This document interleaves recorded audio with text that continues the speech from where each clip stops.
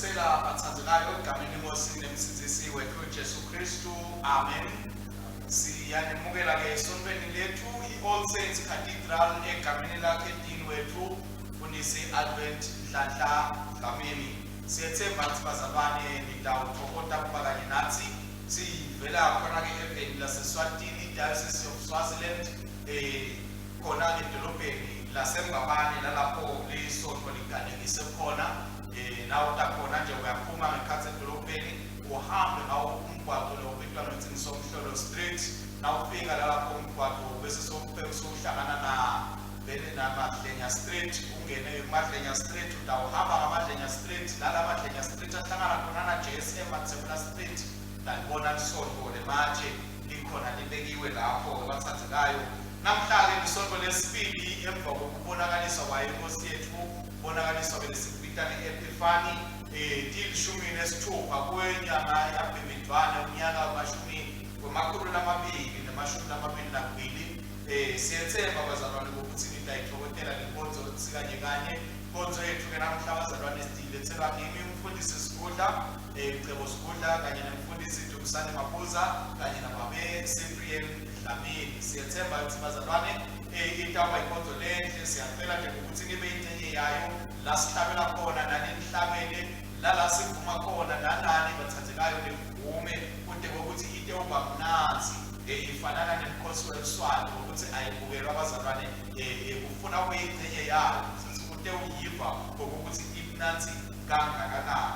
Ifundo tethu abazalwane encwadzini yetifundo electionary lecture titholakala ekhasini lelishumi nesiphohlomo, bese ke encwadzini yetinkonzo iprayer book titholakala ekhasini lemakhulu amabili namashumi amane nesiphohlomo. Time ngalo hlobo bese isifundo sekuqala siphuma ku-Isaiah sahluko semashumi amasithupha nakubili, siqala bese lekuqala bese lesihlanu lihubo lemashumi amathathu nesithupha, siqala bese lesihlanu siyawugcina bese lelishumi. Bese isifundo sesibili siphuma encwadzini lebhayibheli lebandla labaseKorinte encwadzini yokuqala sahluko selishumi nakubili, siqala esahlukwaneni sekuqala siyawugcina esahlukwaneni selishumi nakunye. Bese ke livangeli ngimnanzisa kwaLuka kwaJohane longcwele sahluko sesibili siqala kufunda isahlukwane sekuqala siyawugcina isahlukwane selishumi nakunye. Bese ingoma yanamuhla leyaphindela livangeli ingoma yelishumi nemfica umsindisi wemhlaba, ingoma yelishumi nemfica umsindisi wemhlaba. Inkonzo yethu ke bazalwane iyaqala ekhasini lelikhulu nakune, ikhasi lelikhulu nakune. Nkosi ayibenande, ayibe nawe futhi, vumesani inkosi yithumiseni niletinte kude nkosi.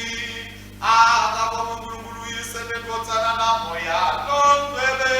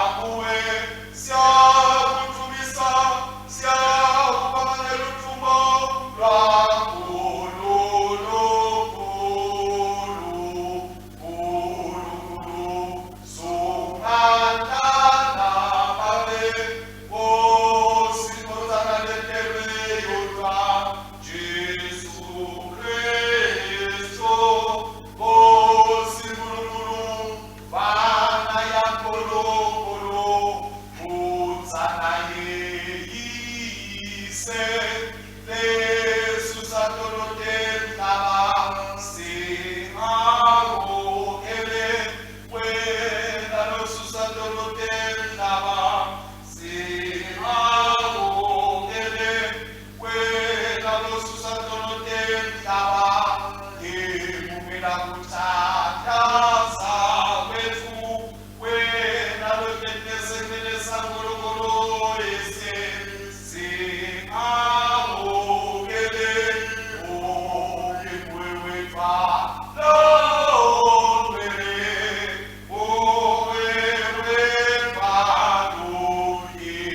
Nkosi uwe wetwa Kristu kanye na moya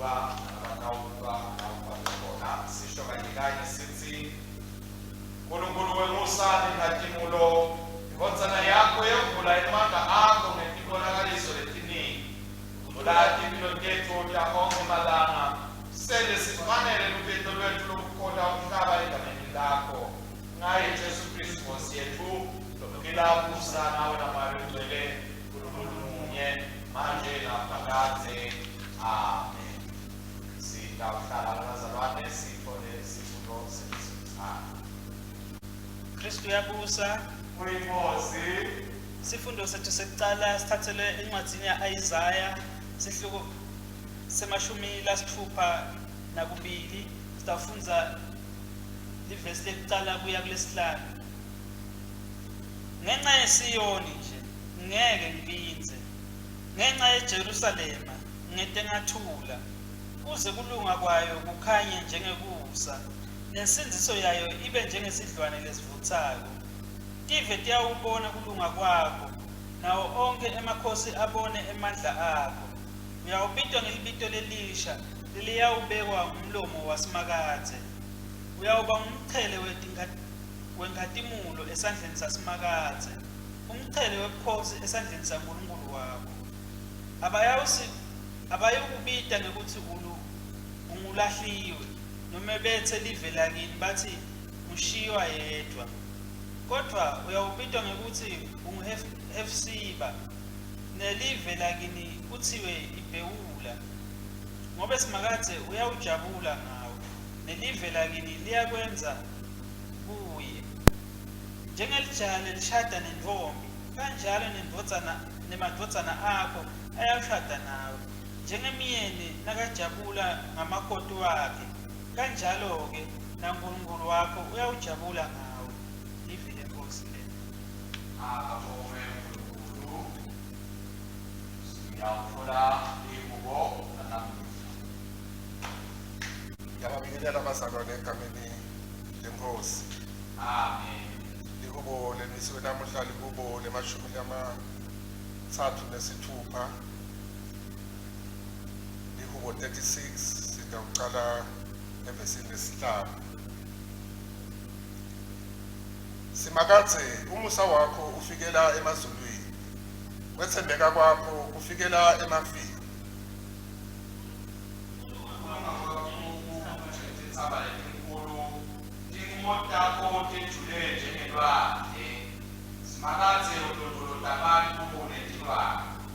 Yebo Nkulunkulu, umusa wakho uligugu lelikhulu. Bantfu basemhlabeni bayakhosela emfundini wetimphiko takho. Badla indvodla yekudla, batsimane besutse endlini yakho, banathise emanti emfuleni wakho wenkokodo. Ngobe nguwe umthombo wokuphila, kukhanya sikubona ekukhanyeni kwakho. Ubeka nawo lowo musa wakho kulabo labakwatiko, uqhubeke nokulunga kwakho kulabathotho ngenhliziyo. Akuthunyiswe uyise nendodzana namoya longcwele, njengoba kunjalo ekuqaleni kusenjalo nanyalo, kuyawuba njalo kude kube nini. Amen. Siyawubalela isifundo sesibili. Sifundo sethu sesibili sethe encwadzini leyabhalwa nguPawula iya kubaseKorinte bekucala. Sawufundza sahluko selishumi nakubili, sifunze kusukela evesini lekucala kuya leshumi nalinye. Kepha macondzana netiphio tamoya, bazalwane, angitsandzi ukuthi ningati lutho ngato. Niyati ukuthi nisengakakholwa nekudukiselwa etithicweni letati timbungulu.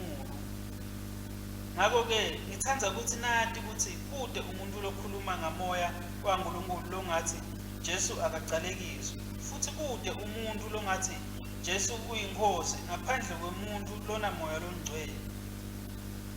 Kukhona tiphiko temusa letehlukene, kepha munye lowo moya. Kukhona imisebenti leminyenti leyehlukene yekusitana, kepha yinye leyo Nkosi.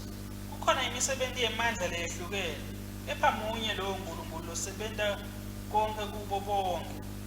Nguloyo naloyo uphiwa lokubonakalisa moya uze sakhane. Lomunye uphiwa ngamoya livi lekuhlakanipha, kepha lomunye livi lekwati ngaye nalowo moya. Lomunye kukholwa ngayo lowo moya. Lomunye tiphiwo tekuphilisa ngaye lowo moya munye.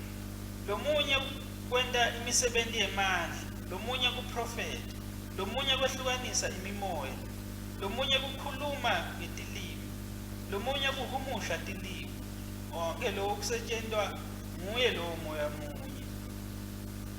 Ababela nguloyo naloyo njengokuthanda kwakhe. Livi leNkosi.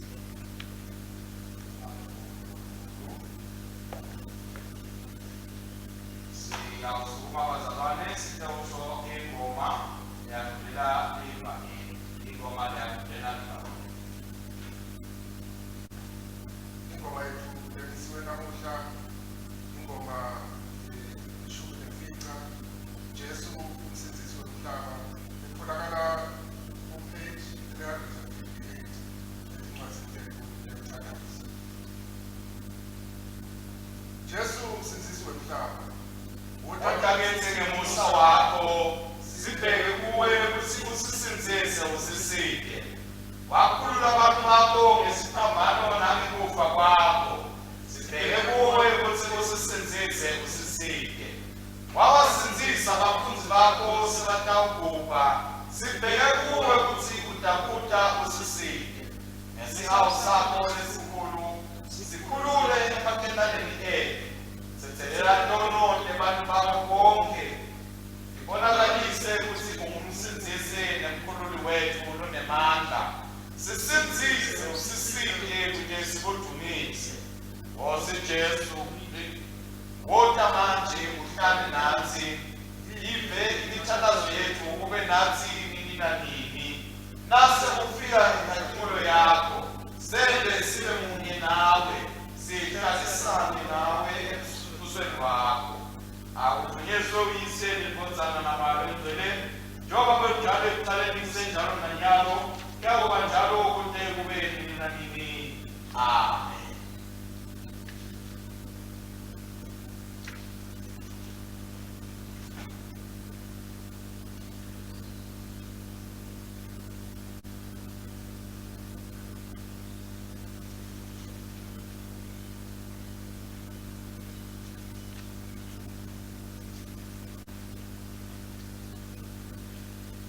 Inkosi ayibe nani. Ayibe nawe futhi. Lalelani tindzaba letimnandzi ngekulandzisa kwaJohane Longcwele sahluko sesibili sitawufundza kusukela evesini lekucala. Akadunyiswe Kristu umsindisi wethu.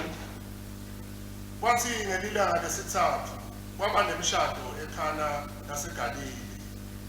Unina waJesu abekhona naye. Kulowo mshado Jesu abemenye kanye nebafundzi bakhe. Kwathi kube linathwe liphele liwayini, unina waJesu weta kuye wathi, "Sebade liwayini." Jesu wathi kuye, "Make, ungena ngani emsebentini wakho? Sikhathi sami sisengakafiki."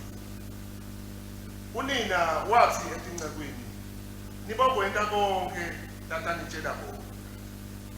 Bekunetimbita temate letatisithupa khona lapho tihlelenjiswe kahle ngelisiko lokugeza kwamaJuda.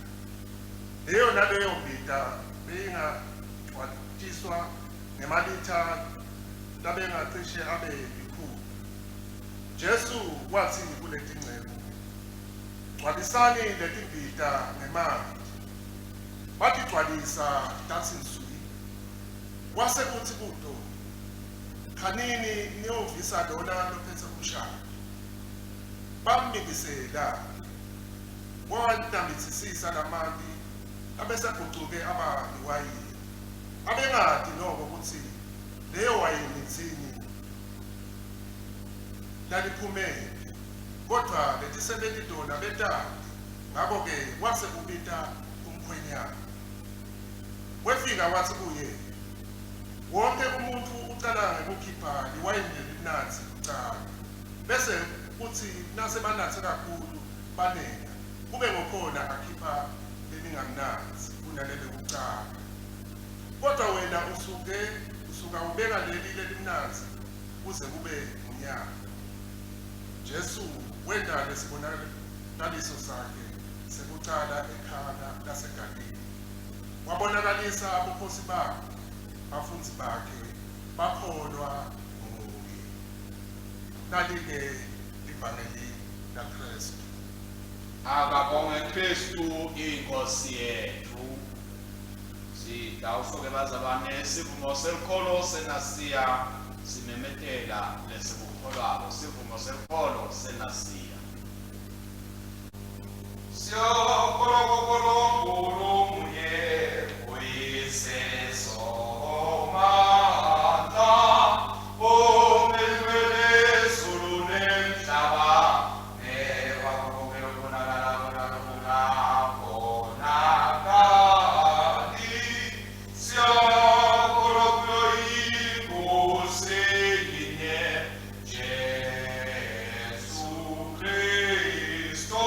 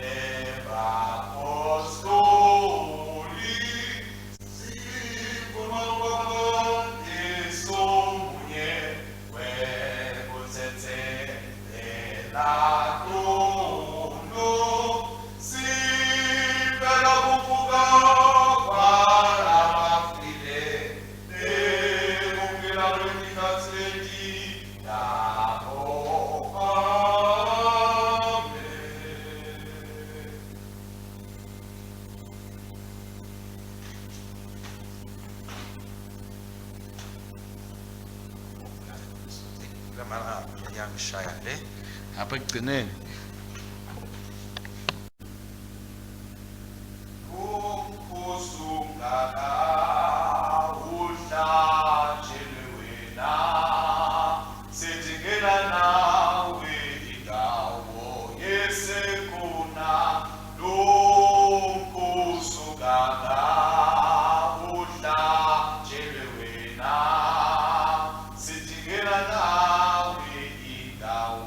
Esse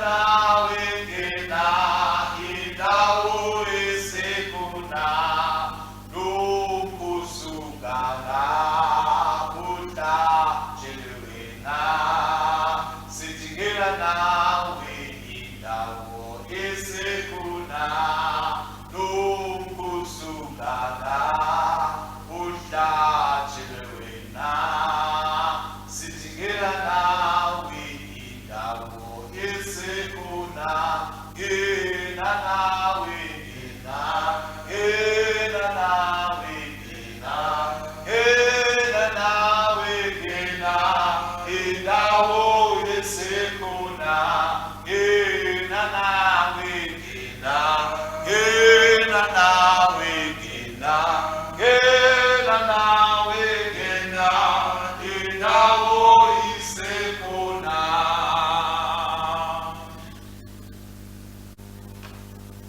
asithandaze bakwethu engcwele enkulunkulu somandla ufanele udumo lonke ufanele kubathatha ufanele kuphakanyiswa ngoba wena Nkosi usibhidile emkhosini lomkhulu la usimemeta khona uthi asingene indzabo isekhona bakwethu engcwele siyakubonga ukuthi uyacabanga ngathi siyakubonga ukuthi uyatikhandla ngathi nemandla wonke namuhla Jehova wethu lomuhle siyatinikela kuwe nakulolu suku Nkosi sithi namuhla sisahleli phambi kwesihlalo sakho sebukhosi sisahleli Nkosi kuyo lendzawo yakho lengcwele lephakeme kwangathi bongakhuluma kithi uNkulunkulu somandla khuluma Jehova usilungiselele sinakathe likusasa babe lekufanele siyolichitha ingunaphakade siyolichitha kanye nawe ngekuthi Nkosi sisahamba kulomhlaba sisaphila kulomhlaba silungise konke sihambe Nkosi endleleni yakho sihambe Nkosi ekukhanyeni kwakho yena ke bawulungcwele emavi emlomo wami nekuzidla kwathi inhliziyo tethu kwemukeleke kuwe Jehova qala lethu laphakade ngaye Jesu Kristu Nkosi nemsindisi wethu amen badlala ngahlala phasi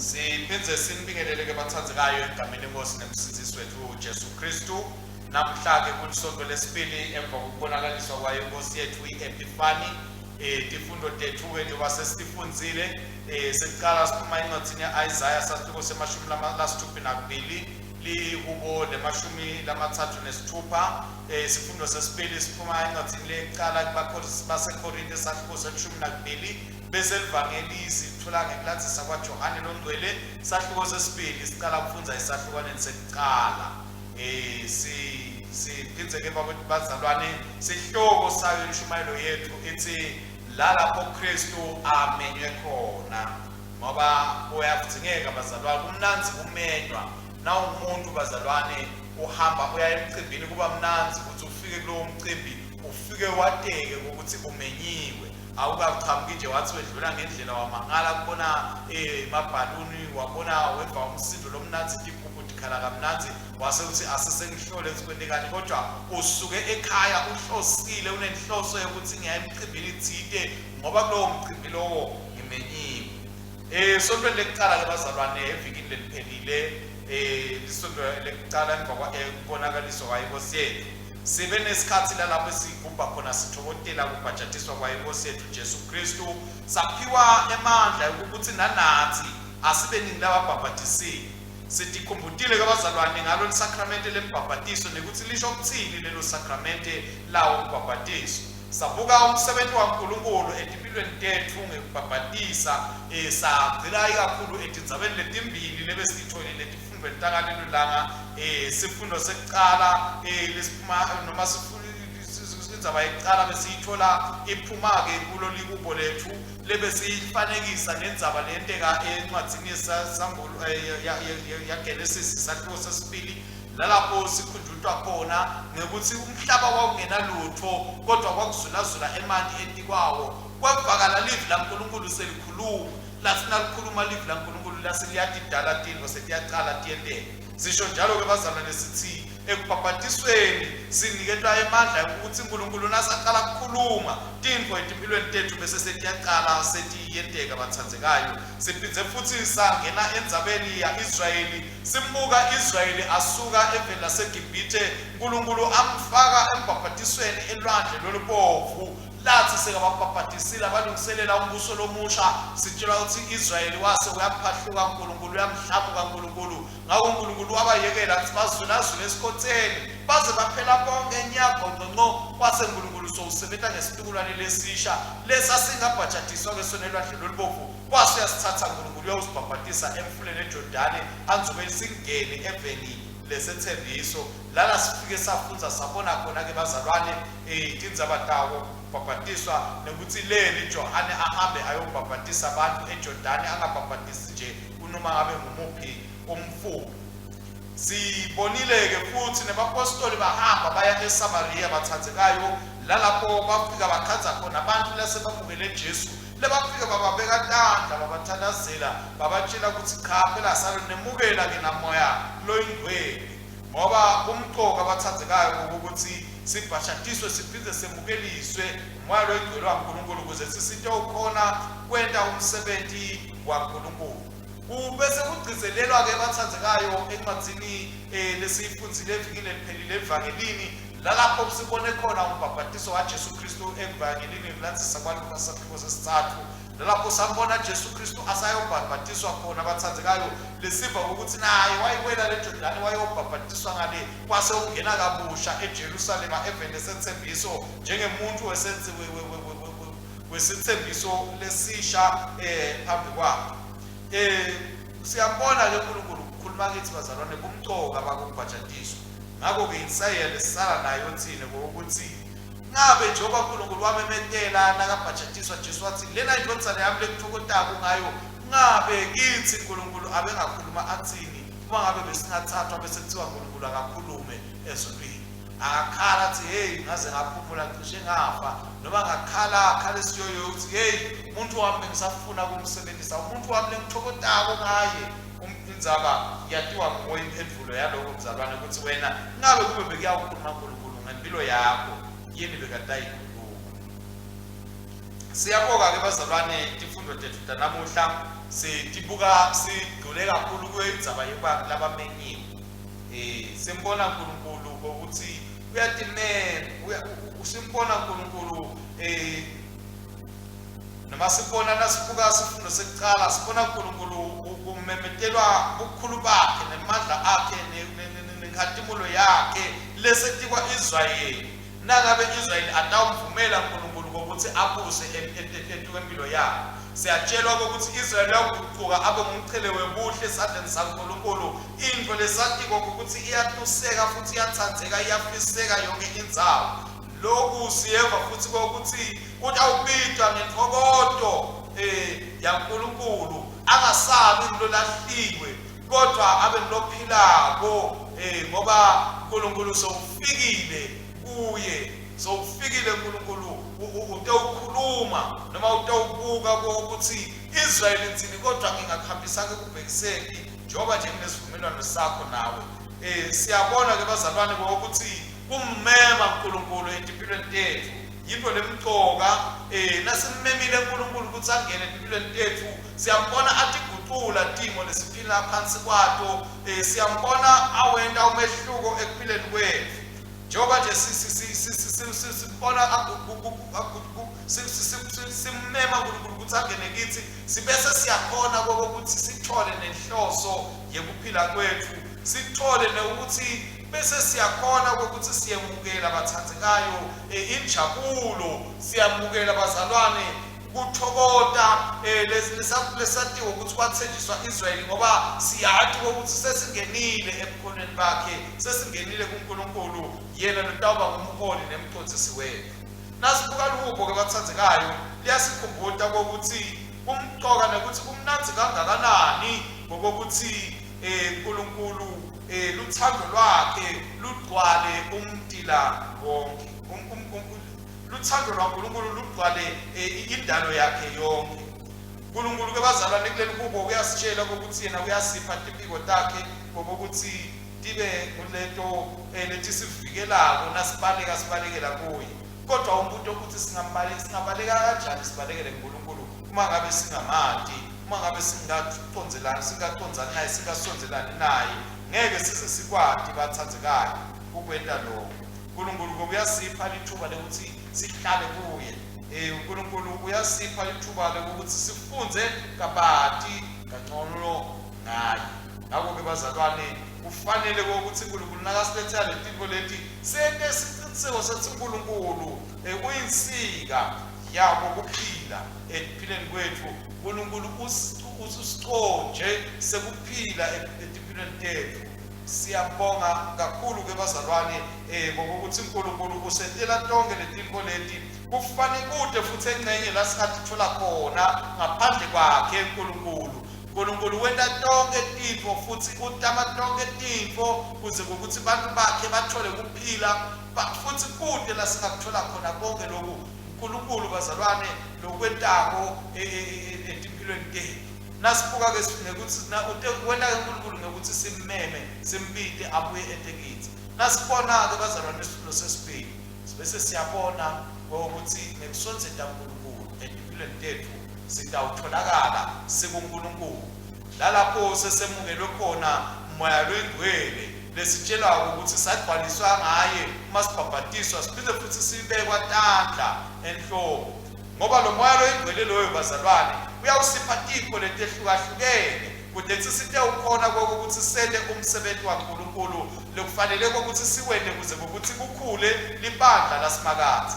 Ngeke sikwadi ke bazalwane ukuthi siwende umsebenzi kaNkulunkulu uma ngabe umoya kaNkulunkulu angekho kithi. Ngeke futhi sikwadi kuwenda umsebenzi kaNkulunkulu nasingayazi inhloso yaNkulunkulu ngetimpilo tethu. uNkulunkulu ke nasiletha moya wakhe longcwele usipha ukuhlakanipha, uyasiqondzisa nasetindleleni tethu futhi aphinde asiphe nawo konke lesidingako emandla nakho konke nemakhono kude ukuthi siwuqhube umsebenzi wakhe ebandleni. Masimema ke Kristu bazalwane ukuthi empilweni tethu sisuke sibeka enzaweni lekahle ngokuthi sikhona kuwenda umsebenzi kaNkulunkulu. Iphoda kaNkulunkulu bese tiyabonakala ngekhathi kithi yena uNkulunkulu latawutisebenzisa ngokuthi alakhe ibandla lakhe. Njengoba siva nje ukukhulunywa akhuluma Paulo nakakhuluma nelibandla uyabamemetelela ukuthi yini leNkulunkulu lasiphe yona sibantu bakhe lekufanele ukuthi siyisebenzise leto tipo ngekwehlukana kwakho ukuthi umoya lwengcwele kumzalwane lo uletha sipho seprofeta, umzalwane lo uletha sipho sekusetilini, umzalwane lo uletha sipho salokunye uthi ukwetela konke lokubude bokuthi likhule libani. Siyabona ebazalwane ukuthi tingo taNkulunkulu nemsebenzi kaNkulunkulu uyawuqhubeka ngoba thina sikhona sitimisela sitinikela kuwo.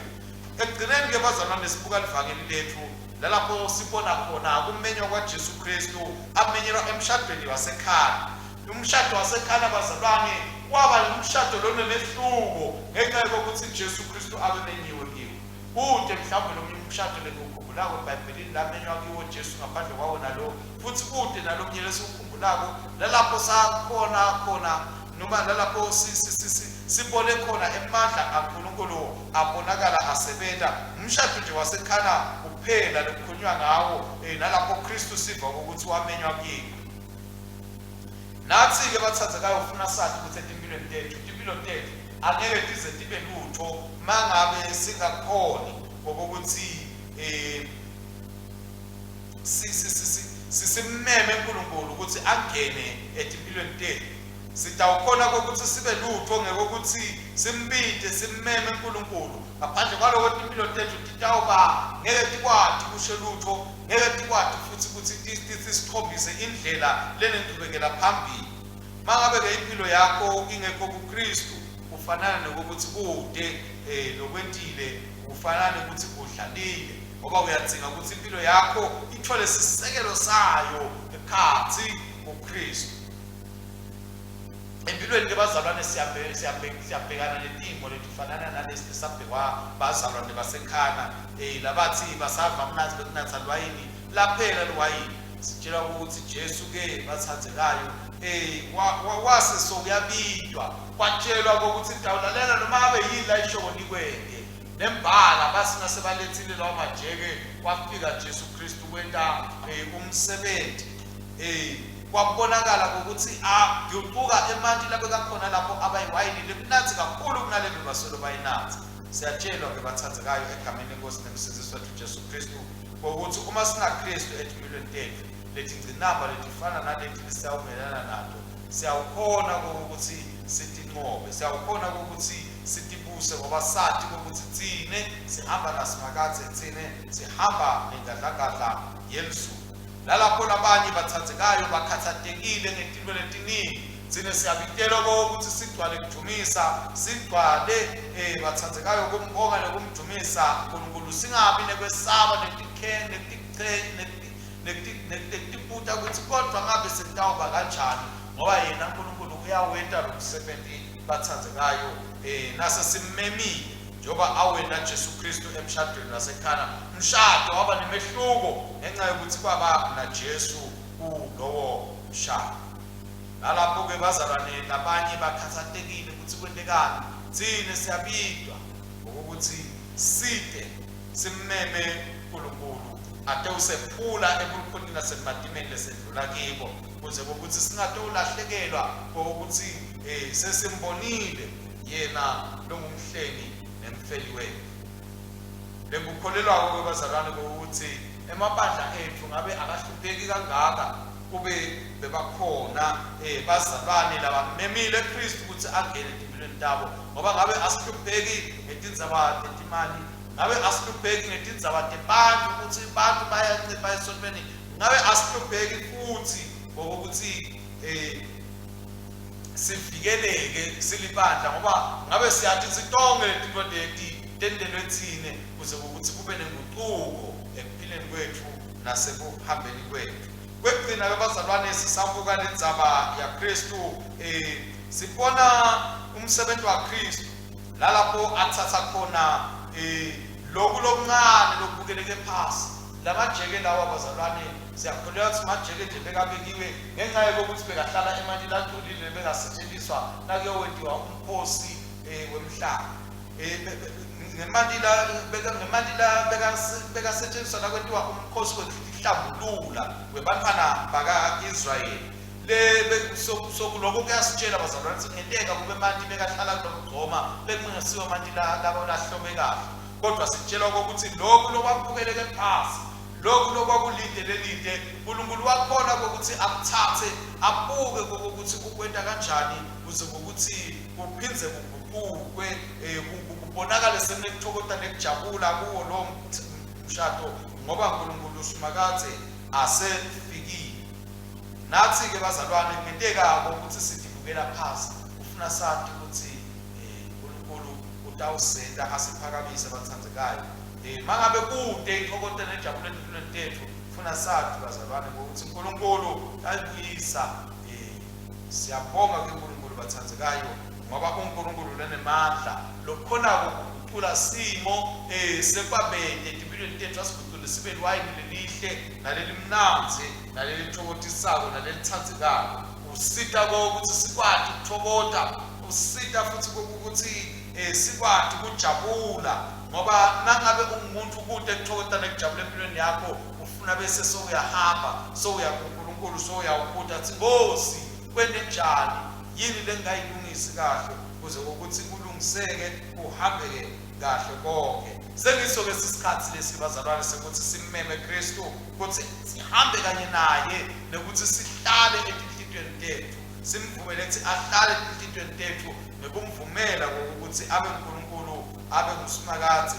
Siyambonga ke uNkulunkulu bazalwane losinikele ithuba lokuthi sikhumbule ukuthi sifanele ukuthi simmele simpide Jesu ekuphileni nasekuhambeni kwethu, kude sisitobe sesiyawubona umehluko leyawuba khona ngokuthi sesimemukele lo Jesu, sesimthethe lo Jesu, simvumele ukuthi akangene ekuphileni kwethu egameni laNkulunkulu uYesene ngotsana namoya egcweleyo. Amen. Egameni laNkulunkulu uYesene ngotsana namoya egcweleyo. Amen. Asithandaze.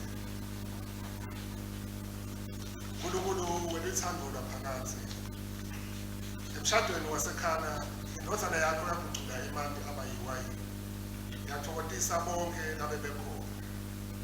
Ucula inhliziyo tethu ngamoya wakho ude kuthi sisebenzise inhliziyo tethu letehlukene ukukhombisa ukukhanya kwelithando lwakho singumtimba munye uKristu. Nkosi ngemusa wakho, yiva ukuthandaza kwethu. Nkosi waveta inkazimulo yakho ngetibonakaliso ekhaya, njengoba wabuyisela indalo ngekuchithwa kwengati yaKristu. Thela umusa wakho ngebuningi, ziphe injabulo nentokozo ekwambuleni kweliqiniso lapho luntwini lendvodzana yakho. Nkosi ngemusa wakho, yiva ukuthandaza kwethu. Nkosi yenkazimulo, gcina makoti wendvodzana yakho libandla nende kube injabulo nebumnanzi ushumayela tindzaba letimnanzi tekutsetselelwa nemsenzisi longuKristu kulabo labantombi. Nkosi ngemusa wakho. Yiva ukuthandaza kwethu. Nkosi yenkazimulo, wawubusisa umshado wasekhana ngebukhona bakho, wawuphakamisa ngesimangaliso sakho sekucala. Yipha kuthokoza uqinise bonke labashadile nemindeni yabo. Yiba semakhaya nasetimpilweni tethu ulethe kutsethelela kwakho lokubanti kwamahhala. Usigcine ekukholweni kweliqiniso kusuka esitubolaneni kuya kulesimo. Nkosi ngemusa wakho. Yiva ukuthandaza kwethu. Nkosi yenkazimulo, ubusa lomhlaba ngemandla akho. Phani tisebenti tembuso kuhlonipha nekunakekela indalo nebantfu bakho. Uma basebentisa emagunya labanikwe wona nguwe, abawasebentise ngekucondziswa ngumgomo wakho wemhlaba, hhayi ngekukhwabanisa, kukhohlakala nesono. Nekufanele sikwephuthe sonke. Nkosi ngemusa wakho. Yiva ukuthandaza kwethu. Nkosi yenkazimulo, siletha embi kwakho labagulako, labakhathatekile nalabadzingayo. Hani bukhona bevuduto kwakho kuto tonkhe timo, kute kutsi ngaKristu singafi, kepha siphelele kumemetela imisebenti yakhe. Nkosi ngemusa wakho. Yiva ukuthandaza kwethu. Nkosi yenkazimulo, njengoba watibonakalisa ngesimangaliso sasekhana, wagucula emanti aba liwayini. Ngako tibonakalise kitsi lapha ugucule sinkwa neliwayini kutsi kube ngiwo kanye umtimba nengati yakhe, kute sitsetselelwe tono sentiwe labafanelwe kutsetselelwa nekuba nekukholwa. Nkosi ngemusa wakho. Yiva ukuthandaza kwethu. Nkulunkulu wato tonkhe tive temhlaba, usidalile sonke sibantfu, wase uyeta utohlala emkhatsini wethu unguJesu. Lalela kukhala kwalabo labakhuleka kuwe, usiphe kutsi sisamemetela ukhulu belibito lakho, bonke bantu bawati emandla elutsandvo lwakho lolusebentako emhlabeni. Nkosi ngemusa wakho. Yiva ukuthandaza kwethu. Nkosi uNkulunkulu, babelo sezulwini, siyakubonga ngokuthi ngemusa wakho uhlanganise umshado longcwele lapho usigcina khona sethembekile. Siyakucela uthumele tibusiso takho etuka onke emadvodza nebafazi, basite bangakhulutani ngekukwata nekuwebhana, kepha ubele baphile ngekuthula bandzawonye ngebuNkulunkulu. Baphe emandla ngelusito lwakho lolubanti kutsi bakhone kumelana netilimo tonke, bakhulise bantfwana babo ngekwentsandvo yakho. Siphe sonke kuhamba embi kwakho ngekungcwele nekuhlantekela. Sibeke litsemba lethu kuwe, siphile timphilo lapha emhlabeni letitakwenza kutsi sibe nekuphila nokuphakatse eveni lelitako. NgaJesu Kristu indvodzana yakho, iNkosi yethu, lephila ibusa kanye nawe, naye loyo moya longcwele, uNkulunkulu munye, manje naphakatse. Amen. Amen.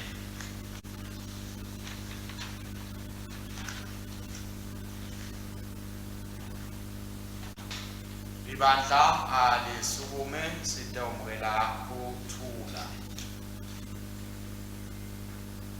Umsindisi wethu Kristu uyinkosi yokuthula nekwadzisa umbuso wayo nekuthula lokungenamkhawulo. Kuthula kwenkosi apenani ngetikhatsi tonke. Akwazi. Haleluya. Shalom bazalwane. Shalom. Egameni lenkosi. Amen. Inkonzo yethu ke batsandzekayo yaqhubeka ekhasini lelikhulu nelishumi nesithupha. Sitawutsatsa ke umnikelo sibonge uNkulunkulu ngawo umnikelo bazalwane labanikela ngawo. Sibonga wena lo laphi kwethu, sibize sibonga nalolo hambile wangena ekathi ebhange usuka kiko bazalwane. Sicela nje bazalwane basawufaka umnikelo ebhange bathandzekayo bakhumbule ukuthi bathumele leto ticebezane letifakazela ukuthi lo mnikelo ubhade ungenile, nekokuthi ke leyo mali bafise ukuthi ihlephulwe kanjani eticweni letehlukahlukane lekusetshenziswa kwemali ebandleni. Njengoba sathi kunekwe 10 kunemnikelo, kunekubonga kwenyanga ngenyanga, kuphindze kube nema fundraising laqhubekako elihola asefundeni indlu yabafundisi akhona kudayosisi ekuzama kuvala tikhebesi letikhona kudayosisi. Konke lokhu bazalwane kubhekekile lokhu ukuthi ukwathi ukuhlatiya ngendlela yakhona ukuthi le nale ibheke ngakuphi. Sitawuthandaza ke bazalwane umthandazo wethu esikhasini 116. Umthandazo wesibili ke siyathandaza sithi Thombowe kuphila konke izulu nemhlaba kungekwakho, usinike kusa ngentulo kwakho konke. Yemukela titselo temisebenzi yethu lesinikela ngemthando egameni laJesu Kristu Nkosi yethu. Amen. Uyabongeka Nkosi uNkulunkulu umdali wetinto tonke, ngemsa wakho sinalesinkwa lesinikela ngaso sivela emhlabathini esiphekwe enhlanhlathu yabantu sitawuba sinkwa sekuphila kithi. Agabongwe, agabongwe, agabongwe Somandla. Uyabongeka Nkosi uNkulunkulu umdali wetinto tonke, ngemsa wakho sinalelwa lesinikela ngalo liselo semvini nemsebenzi wenhlanhlathu yabantu leta kuba yinsebenzi senzeso kithi. Agabongwe, agabongwe, agabongwe Somandla. Thandazo wekuqala wekubonga lokukhulu ekhasini 117. Inkosi ayibe nani, ayibe nawe futhi, yena sanitinhlitiyo tenu siyatenyusela enkosini. Asibonge Nkosi uNkulunkulu wethu, kufanele kulungile kumbongane komthomesa. Kufanele phela kumsebenzi nenjabulo yethu Nkosi babelo sezulwini, Nkulunkulu Somandla lonini nanini. Siyabonga ngetikhathi tonke nasetindzaweni tonke, siyakudumisa ngaye Jesu Kristu inkodzana yakho leyodwa inkosi yethu. Ngobe ngaye wadala konke ekuqaleni wasenda ngemfanekiso wakho loqobo, ngaye wasinzisa ekugcineni kwesono nawunikela kube adalwe njengemuntu afe esiphambanweni yabo yavuke ngenxa yethu. Ngaye wasikhetha saba abantu bakho nawuhlalisa nawe esihlalweni semkhosi ezulwini. Ngaye wathumela moya wakho longcwele lophilisayo. Nyalo ke siyabonga ngoba namhlanje ngalekuqala evikini losipita ngalo ukuthi sibonge ngokuvuka kwentodzana yakho lokungako sona sanqotshwa lithemba lethu lavuswa. Ngako ke sehlangane netinkilosi netikhulu tato nelibandla lonke lelisezulwini sibabadla wena sinoma bukhulu nentumo lakho siyabothomesa nyalo nanini sithi ungcwele, ungcwele, ungcwele Nkosi Nkulunkulu wemabandla, ugcwele lizulu nemhlaba lothungo lwakho. Awothunyiswe wena Nkosi losedi kwakho konke. Awothunyiswe wena Nkosi losedi kwakho konke.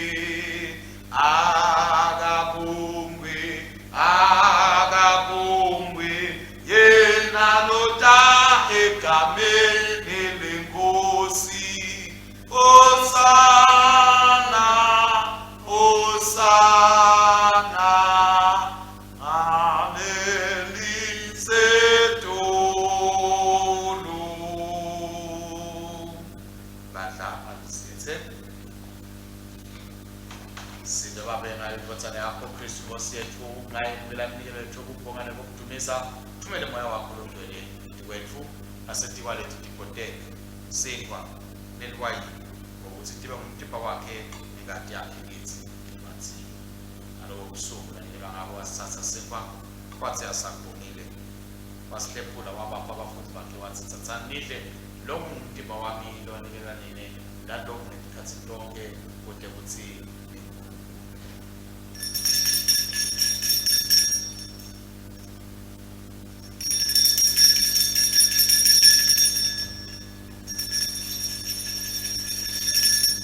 kanjalo futhi emva kokudla wayithatha insebe wathi asakubongile wabanika yona wathi nathani kuyo yonke ngoba lokhu ingadi yami esivumelana lesisha lokhu iselanini nabanye kude sithethelele ntono nalokhu ngezikhathi zonke tekunatha kwenu lokuthi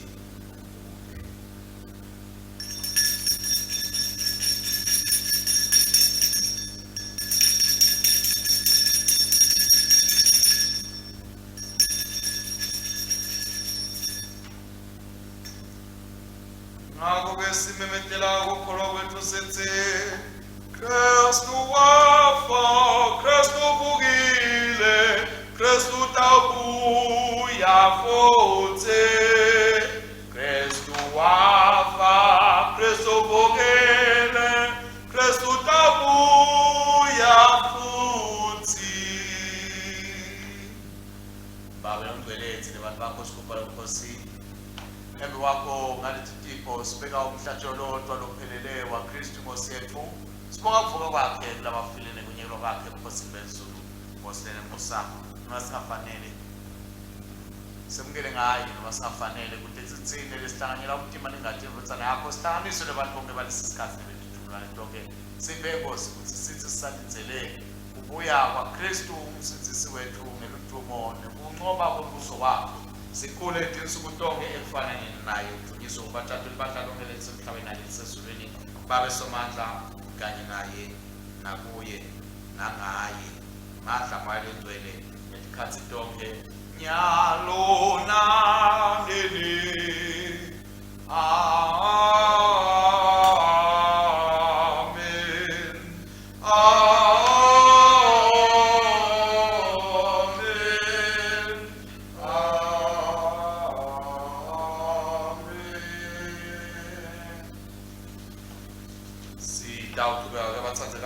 nayo inkonzo yethu ekhasini elikhulu nama-26 siqhubeka nesigaba se-77 njengalokho uKristu wasifundzisa sinesibinzi sekuthandaza sithi Baba wethu losezulwini alingcweliswe ligama lakho umbuso wakho akuje inzalo kwethu emhlabeni njengasezulwini siphe namhla kulokuthuma langa onke sithethe leletono tethu njengoba nathi sibathethelela labasunako ungasingenisi ebulingweni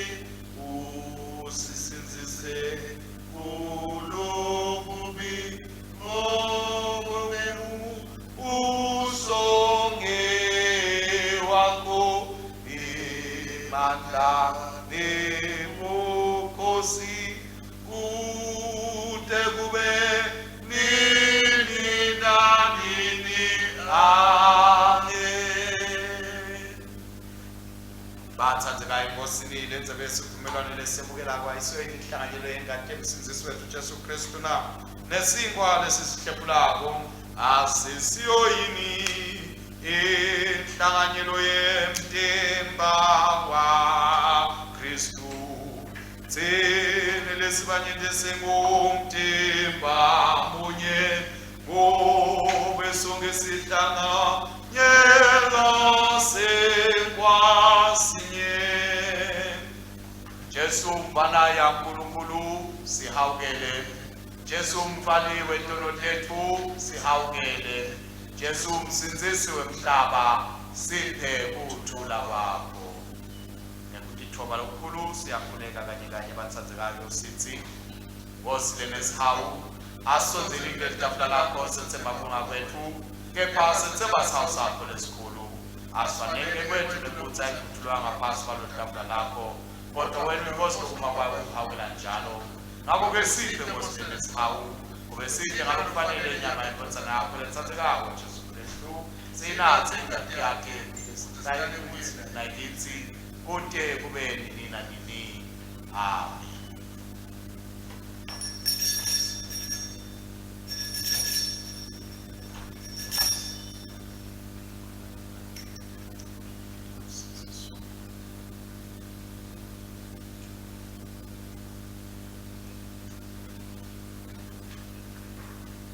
Bathandzekayo enkosini siyamenywa kokuthi simmeme Jesu Kristu empilweni yethu njengoba nathi asimemile kuleli lakhe lelikhulu lelingaka ngeke athi asimemile bese thina asisammemi yena konke la sikhona khona asimmemeni Jesu Kristu empilweni yethu sicondziswe muye silawulwe muye sonzelani bazalwane sihlobukela ukutimba kweNkosi Jesu Kristu anikela ngenxa yethu nengadi yakhe lasophisela yona simdlele enhlitiyweni tethu ngekukholwa nangekubonga.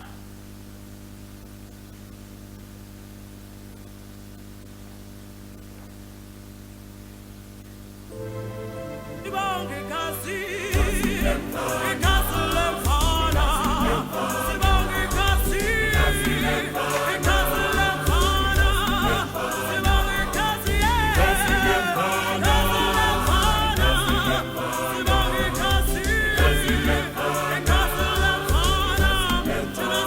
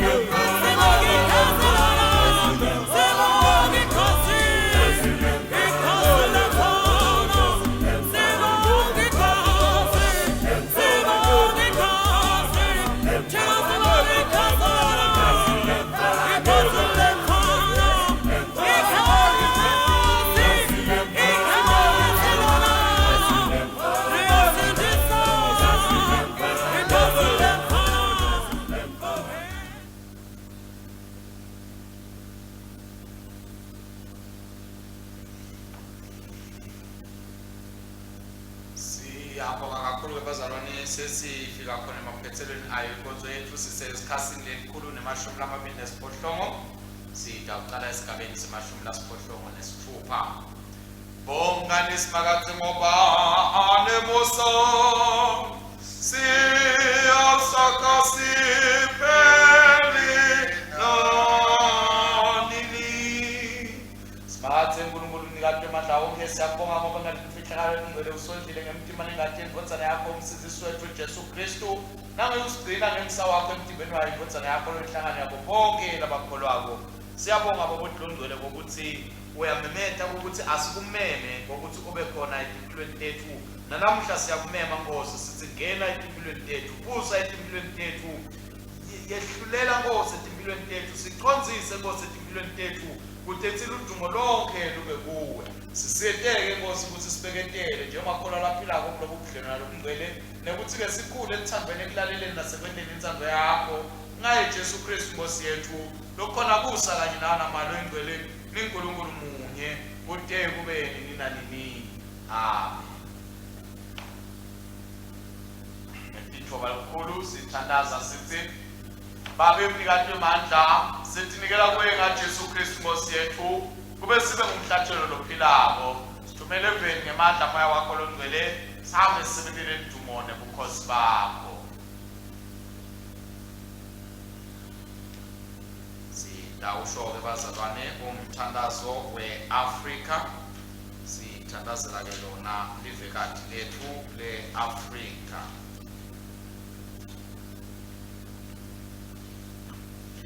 Siyathandaza bazalwane uNkulunkulu kusisa i-Afrika gcina abantu abayo hola abaholi bayo uyiphe kuthula ngaye Jesu Kristu Nkosi yethu. Amen.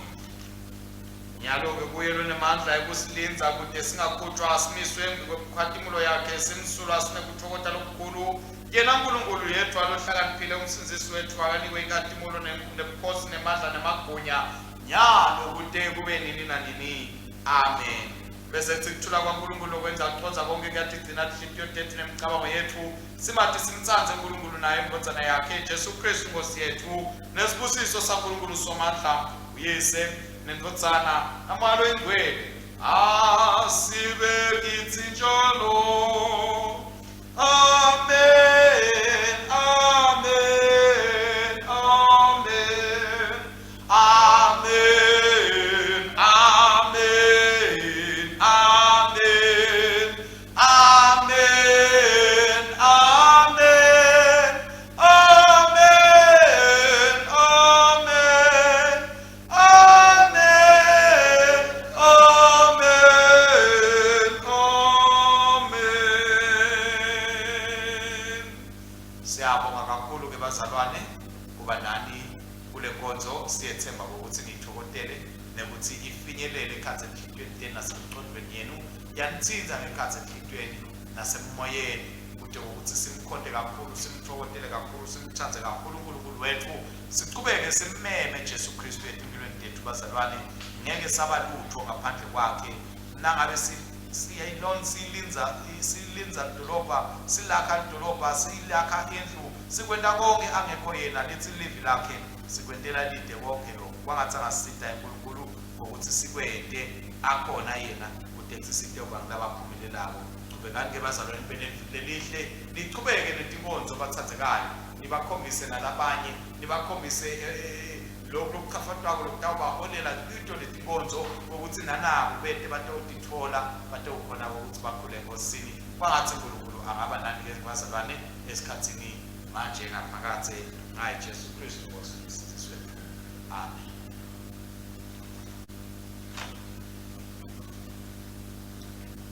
Asambeni ngeluthando nangekuthula sosebenzela inkosi Egameni laKristu. Amen.